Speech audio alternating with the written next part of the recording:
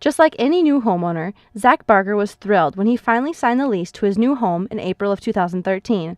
Lucky for Barker, his home wasn't flying off the market. He says his house's prior tenants' bad luck might have something to do with that. Supposedly he was, after work coming in and going back to the back shed for something, and dude was just waiting for him, and I think they found his body like right through there in the next morning. That's right, Barker's house on the corner of Vine and Willard was the scene of a murder. Barker, however, knew just what he was getting into when he moved in. There's a lot of points brought up that way and a lot of, references made to it, but, I don't think we ever sat down and went over the case details or anything like that. Barker says his real estate agent didn't deny the home's history. However, another homeowner just down the street wasn't aware of the crime that happened in his house. Well, that explains the ghosts, so.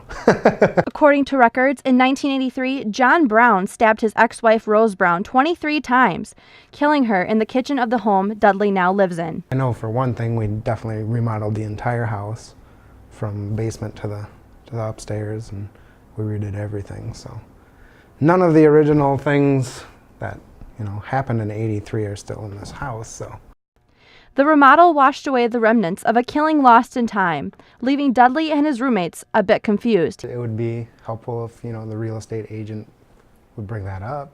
The real estate agent who sold the house, Kathleen Walton, was just as shocked to hear of the crime.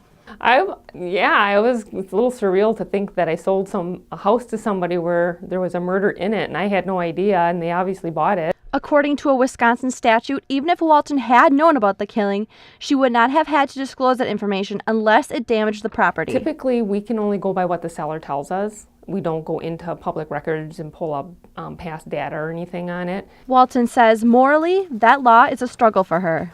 Well, I go back and forth on that because I think everybody has a right to know if the knowledge is there, that we bring the knowledge forward and tell them what it is.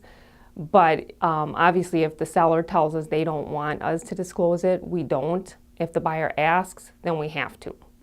While Dudley and his roommates find the new information shocking, they say it does not change much. Honestly, I don't think it would have affected our decision to move in terribly. Reporting for Inside Eau Claire with Ginna, I'm Hannah Critchfield.